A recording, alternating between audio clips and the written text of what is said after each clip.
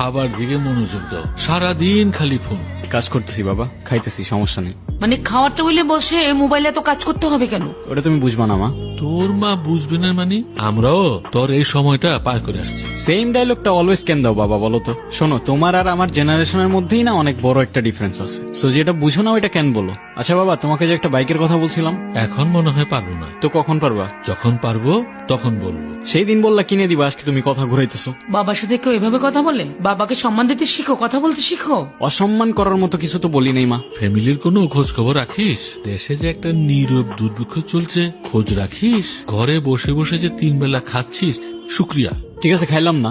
খাওয়াটা শেষ কর বাবা। বসে বসে খাই না আমি, বসে বসে খাই তো। খাইলাম না, শেষ। তুমি কেন শুধু শুধু ছেলেদের সাথে খারাপ ব্যবহার করলে? সবসময় তুমি বাড়াবাড়ি করো। যাও, আমিও খাবো না। নির্জনের ব্যাপারে মাত্রই জানলাম আমি, শুনে খুব খারাপ লাগলো। I feel sad for you. ও তোমাকে ক্যান টেক্সট করলো, রিপ্লাই দিবা না, একদম রিপ্লাই দিবা না। আরশি, ছেসরা একটা, ব্লক দিয়ে দাও। ওর জন্যই তো আবার আমাদের ঝামেলা শুরু হয়েছিল। তোমার সাথে কিছু কথা ছিল। হ্যাঁ বলো। তোমার এই টক্সিক রিলেশনশিপ সম্পর্কে আমি খুব ভালো মতোই জানি। আমি তোমাকে এত ঘুরায় পেঁচায় কথাও বলবো না, আবার ওই যে টিপিক্যাল ছেলেদের মতো আই লাভ ইউ বলবো না। আমি তোমাকে শুধু এতটুকুই বলবো যে আমার তোমাকে অনেক ভালো লাগে, and I mean it. Sorry. Arshi, তুমি নির্জনের থেকে বেটার কাউকে ডিজার্ভ করো, এন্ড দ্যাটস মি।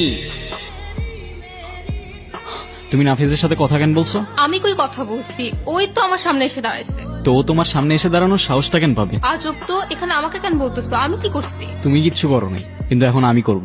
এখন ওর সাথে গিয়ে তুমি কোনো ঝামেলা করবে না প্লিজ। কেন, আমি ওর সাথে ঝামেলা করলে তোমার কি সমস্যা? কোনো সমস্যা না তো, আমি বলছি তাই। এখন যদি তুমি ওর সাথে গিয়ে কোনো ঝামেলা করো, নেক্সট টাইম আর আমার সাথে কোনো কন্ট্যাক্ট করবে না।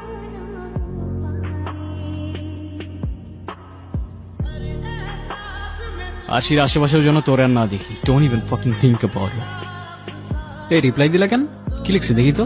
আচ্ছা, লিখছো। ও আবার কি লিখতেছে? এভাবে আর কতদিন নিজেকে চার দেয়ালের মাঝে আটকে রাখবা? এক কাজ করো, কাল বের হও, দেখা করো, কথা বললে হয়তো একটু ভালো লাগবে তোমার। দেখি। এই, ও তোমার সাথে দেখা কেন করতে যাচ্ছে? ভুলে ওর সাথে দেখা করবা না আরশি। আর তোমার এখন বাইরে যাওয়ার কি দরকার? আমি তোমার লাইফ থেকে হারাই গেছি, এখন কাঁদবা তুমি আমার জন্য সারাদিন। আমার কত কষ্ট হয়েছিল জানো তুমি? চোখের সামনে সবকিছু অন্ধকার হয়ে যাচ্ছিল। ঘোড়ার ডিম জানো, কিছুই তো জানো না। আমি বুঝলাম না তুমি ওর সাথে কেন দেখা করতে আসলা। ও